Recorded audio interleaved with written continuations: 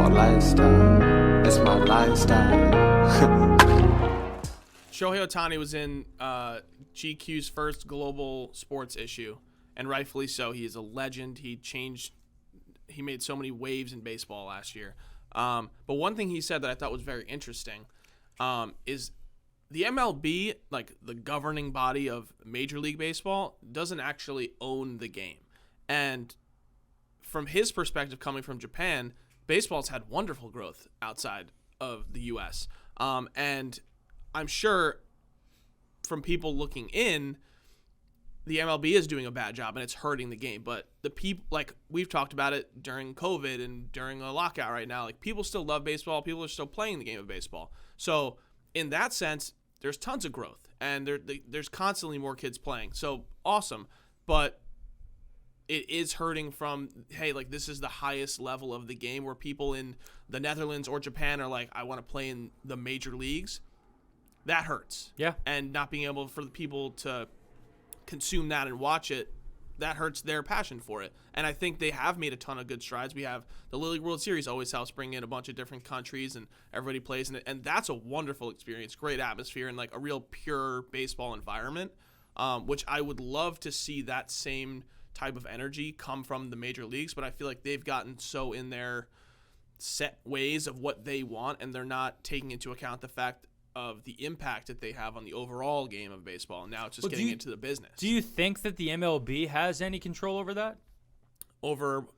They have control over what their actions are. But I don't think the MLB impacts growth of the game internationally. No, I'm not saying it does. But do you think the NBA has impact on growth of the game internationally? So that's what I'm saying. Yes. Yes, it does. And that's why MLB needs to take into a better consideration of what they actually mean to the game of baseball, which should be glaringly obvious, but they should embrace that, say, hey, we want to make all the right decisions, get the game back rolling, and then, like we were saying last year, wonderful, so much progress. Let's do more of that, and let's keep building because there is an opportunity for this game to grow exponentially and internationally. Yeah, we talk about it, like I think it was earlier this week or last week. Friend of the show, Sean Nolan, who pitched for the Nationals last year, was a starter for them to end the year, had a couple of great starts. He was released by the Nationals. Yep. I think he requested his release, and they gave it to him because he was on a minor league deal. Mm-hmm. And as a veteran guy, cool, we'll let you go. He signed $1 million deal to go pitch in the Korean Baseball League. Yep. Right? Like, so he now gets to go to Korea and pitch. So here's a guy with MLB experience who's like, hey, for me, as a guy who's on the back end of a MLB roster, I actually will make way more money internationally.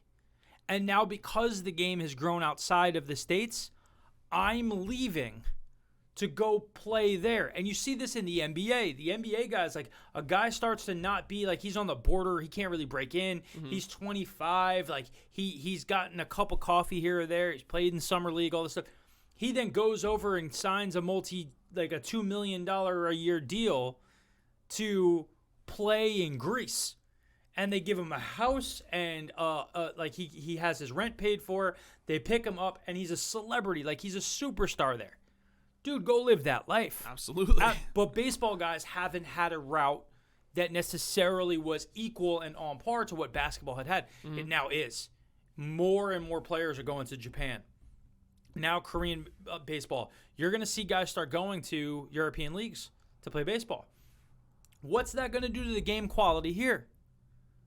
There's two things. Yeah. If we keep the old system, right, the game here is going to suffer because you're going to have good guys who are good who choose to leave because here they're going to get a veteran minimum for 1.1 and there they're going to get $3 million. Mm-hmm. Why would I stay here? I'm not going to be a Hall of Famer, right? Yeah. I get 3 times the money to go somewhere else. Like I can travel with my family. Like I'm still relatively young. Go experience it. Absolutely. Yeah, I'm out. So the game's going to suffer because you can have worse guys playing if they're not going to bring up the young guys. Or they're going to recognize, hey, now we're going to free up the minors and allow more benefits to them. And that would then inherently make all these guys who are on the fringe go overseas. That will grow the game.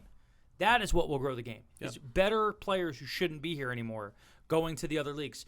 What made MLS get succsuccessful? Yeah, you got European stars coming over. Right? You start diving Henry Thierry Henry. Yeah. Zlatan. You have Beckham signed over here for a little while, right? All of those players came and brought their fandom to a base. Yep. And gave an enhanced thing to the league and gave it some validity. Now MLS, right, has some good players, but MLS for us has become a feeder system. Our very, very best players now litter European, and that's the best league. That's like the MLB here. But like our really good guys are here. Our okay guys should start going more international. But the MLB allows the 29-year-old meh guy to stick it out because they don't want to bring up the 21-year-old stud. Yeah. And we're all suffering for it. The game is suffering for it. It's not as exciting. A 29-year-old guy like Villar. I know Villar is not going to be a superstar. He might be a nice story, but bring up in his steed our top 3 prospects. Like, let them play. I'm more excited by that. And that's where the NFL gets it and the NBA gets it. The young guys get to participate. Yeah. They're involved in the process, even if they're not studs out of the gate. And when you find one who kills it, like who's your favorite Jets young player last year or two? Michael Carter. Okay, so Michael Carter, running back, drafted out of North Carolina, was the backup for Javonte Williams, right? Javonte Williams looks like a stud. Carter looks like he's a pretty solid player. What round was he? Third, I want to say. Third or fourth round? Yeah. Right, so a third or fourth round guy is not supposed to be a starter. At most positions. He's now a starter. He looks good. You like, oh, we actually found value. You give him an opportunity and he has it, yeah. Why can MLB not do that?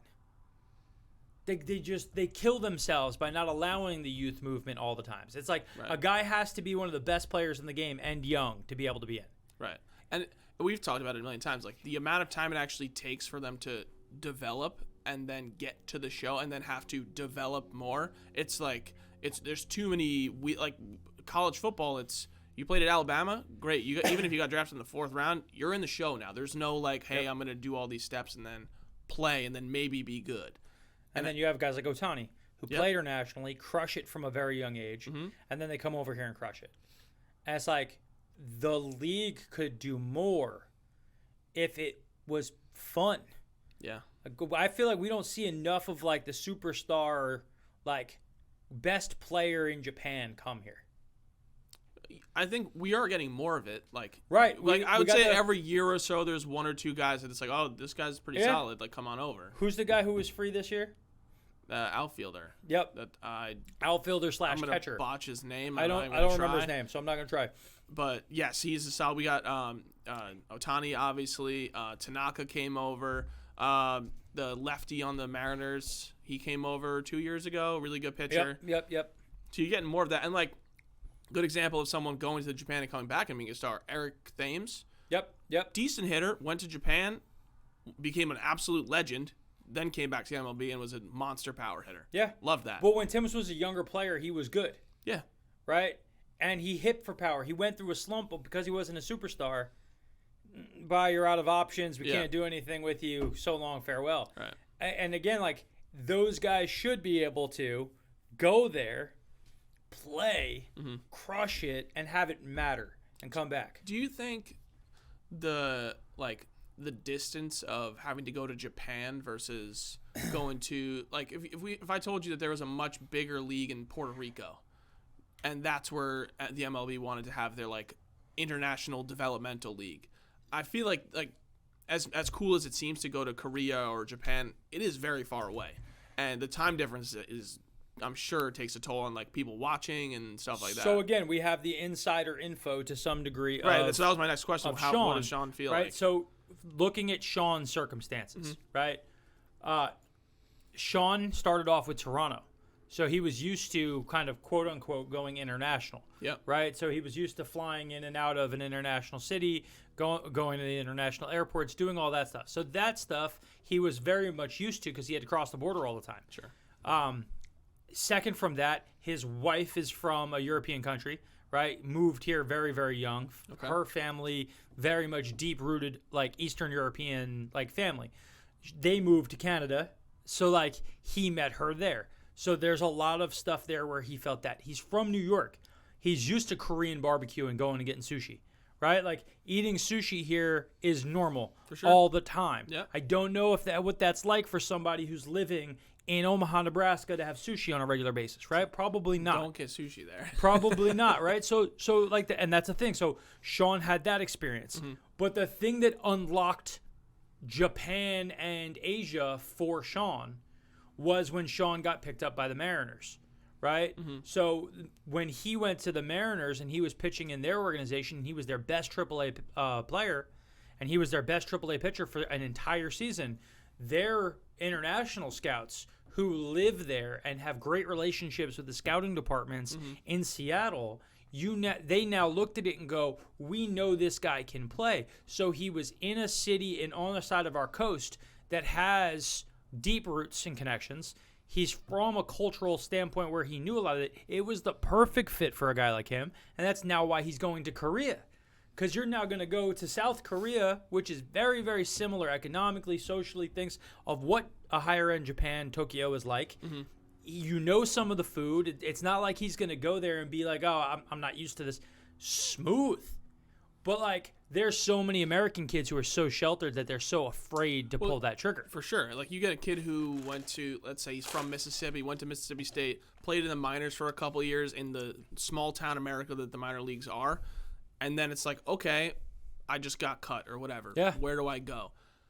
And we talked to Hunter Pence at the All-Star game, and he went to the Dominican League and played there. And I think that was probably like an easy, because you're already around like a lot of Hispanic culture. He knew a ton of guys. Yeah. He knew a ton of guys, like easy transition there. But like speaking about the hypothetical person from Mississippi, like that's going to Japan seems scary. Even for me, like sure, we grew up around a lot of Asian culture in New York, but going to Japan just seems like a great distance and a big change, and I'm sure that scares off a lot of guys who could potentially go there. And I'm sure it does. I just don't know why anymore.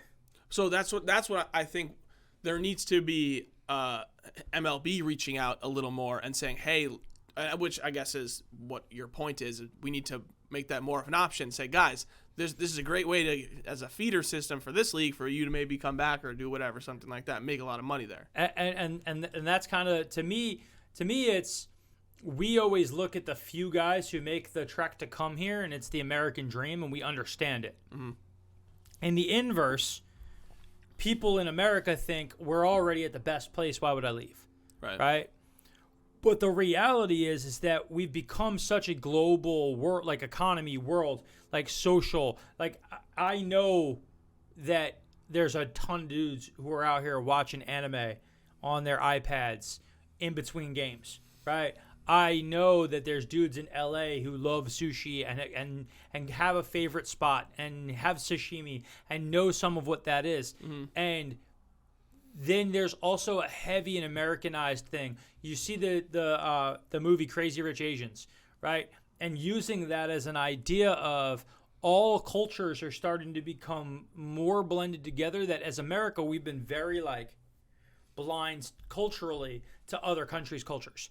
Where more so lately, like Squid Game, right? So, like there's so much more where other culture, we're more accepting of it now, where I feel like now is a time where you should be leaning that way. Internationally, you go to Japan, all these kids take English as like a class in high school, right? Like you go there, you're not just like you're the only person who speaks English, right? Like there's tons of people who do.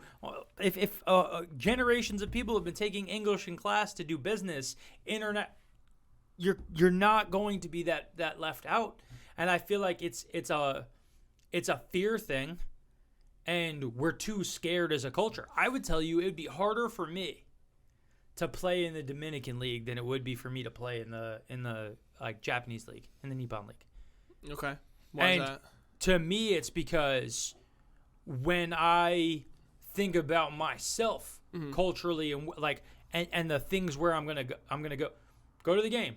Guys, people cheering on the side, people drunk. Like, I saw the umpire who was completely drunk had to be escorted out of the game. Yes. Right? Like, that culturally for me is like, nobody's taking things seriously, right? Whereas you go to Japan and it's like, oh no, this is real. serious. It's super so like serious. I go there and I'm like, okay. It also seems like they are really into having fun with like the game. Like they're all-star, and I've seen a ton of people like try to campaign for this on like Twitter and stuff. Like their all-star game festivities are a lot of fun. Yes. And I feel like MLB could totally use some of that because it's just we already agreed that our All-Star Weekend's pretty solid, but I think doing like a skills competition like they do, that old Barry Bonds video where they had the guy on the trampoline, like why not? Yep. Let's get after Why it. not? So yeah, that for me, I think that more players need to open up about going because if they could, if guys like Ohtani are coming here, why wouldn't you go in the inverse?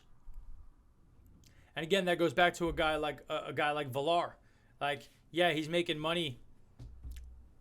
A better example, if you don't have a family and you're a guy like Matt Joyce, and you're getting a vet minimum contract now, and somebody would pay you 2 or 3 times that to go international, why not pack up your family?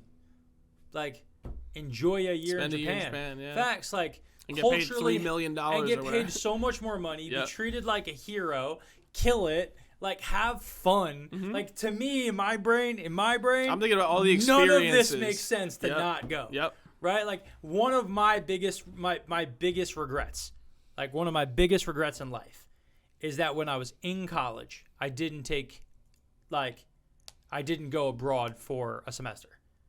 And I think if I could go back in time, the only thing I would have changed about my entire like college life, besides just not going, would have been that I should have gone for an international like round. I should have gone to like England or something, and gone someplace where, to me, England is smooth, right? Like there's no language barrier. Everybody knows roughly what I'm saying. There's some cultural things, but it's the same thing. I go down to Mississippi or I go down to Louisiana and I walk into a backwater Louisiana spot. I might have difficulty understanding what the hell they're saying, right? That's fine. You're not wrong. Right? That's fine. Sure. I go to England, I'm probably gonna walk into some places and somebody's gonna be talking about like Brad Pitt from Snatch. I'm not gonna know what he's saying. But you know what? I can figure it out much easier. I should have. Players here, guys, you think that the MLB is your only option. And the reality is, if you are the best college player and you're in the minors and you're like, I'm not gonna make it, pull cord and go to Japan. Like, go get paid. You throw 90 miles an hour, you're in single A, you might get cut. You throw 90 miles an hour. You might be the best player. Like, just go out and be like, hey, like, have an agent reach out, like, hey, I want to come and try out for the team. Go there, like, participate. They'd be like, no tryout, you're on the team. but you might have to try out. Like, sure, Japan baseball is very good. But like, you can go. You're telling me you guys got like multiple dudes who throw 90 miles an hour? Maybe, probably not. So, like, yes, all of these guys who are like, yeah, you know what, I top out at 92, and I'm 6 foot tall, and I weigh 190 pounds. Like, I'm a gamer. I can spot up, but I can't get out the elite guy. Go to Japan, go to Korea, go to other leagues and play, and do the inverse. And, again, I think that would be more exciting for the sport because it would showcase that there's so much more to be done. And I think here we get so caught up in just staying in our own zone that the international place, there's so many places to make money for these guys to go play. Go have fun. And Ohtani seems to be having fun. Yeah. Baseball lifestyle, it's my lifestyle.